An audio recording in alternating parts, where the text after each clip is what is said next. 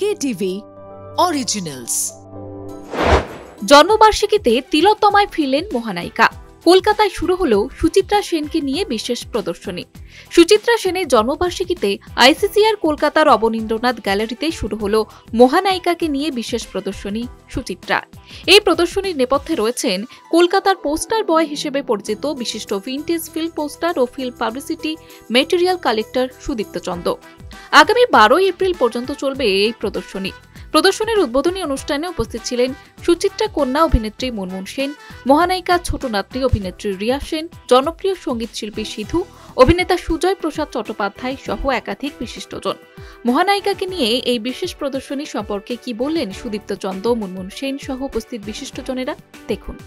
ইচ্ছা করলেই যেই জিনিসগুলো সংগ্রহ করা যায় এমনটা নয়, সময় লাগে এবং অনেক সময় যে পুঁজি আছে কিন্তু জিনিসটা যেটা চাইছি সেটা পাচ্ছি না, কোনো সোর্স থেকেই পাচ্ছি না, তখন ওই অপেক্ষা করা ছাড়া কোনো উপায় থাকে না।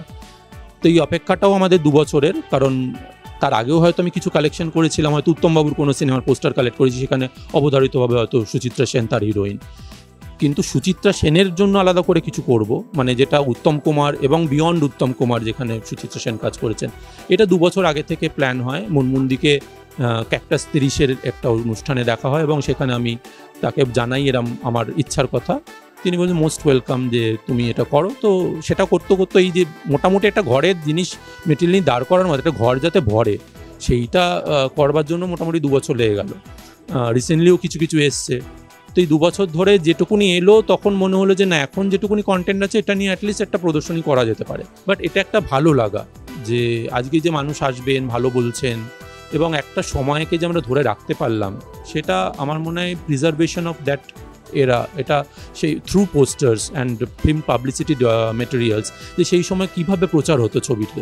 এবার শুধু পোস্টার নয়, মানে বুকলেট, সেখানে লবি কার্ড, গানের সং বুকস, রেকর্ড, এবং এমনও কিছু আছে যে তাস, সেই সময় তাসটা ভীষণভাবে চলতো। তাস আমার কাছে এমন একটা হাত পাখা আছে যেটা দেবানন্দের সিনেমার প্রমোশনের জন্য ইউজ হয়েছিল। মানে এই যে অড মিডিয়ামস, যে সিনেমাকে প্রমোট করতে গেলে তখন তো ফেসবুক বা ডিজিটাল মাধ্যম এই সমস্ত কিছু ছিল না।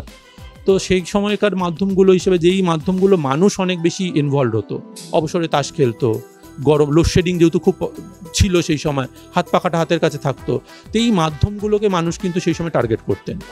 আমার খুব খুব খুব আনন্দ হচ্ছে যে মাকে এইভাবে মনে রাখা হয়েছে। আর একজন মানুষ 20 বছর ধরে তার পোস্টারে কালেকশন করে গেছে। আমার কাছে শুধু বোধহয় 12-13টা আছে, বাট এটা হচ্ছে আসল শ্রদ্ধা। এই একদম এই মুহূর্তে দাঁড়িয়ে মায়ের সঙ্গে থাকা কোন স্মৃতিটা এই মুহূর্তে মনে পড়ছে? মা এইসব ব্যাপারে কোনো গুরুত্ব দিতেন না, একদম না। সো মাকে যদি বলতাম যে মা যাচ্ছি, কোথায় যাচ্ছ, কেন যাচ্ছ, কি হবে, এসব প্রশ্ন করে, বাস, আর কিছু না।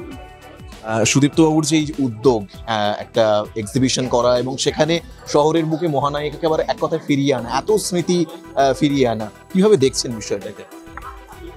আমার এই ফার্স্ট টাইম মায়ের জন্মদিনে আমি কোথাও বেরিয়েছি, বাট আমার মনে হলো এই জায়গাতে আসা উচিত।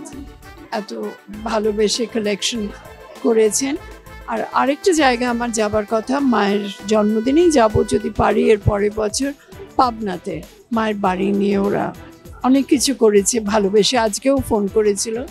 তো এই দুটো জায়গায় আমার কাছে খুব বড়। আমিও প্রথমবার আজকে দেখছি এই সুন্দর পোস্টার কালেকশন আমার দিদার।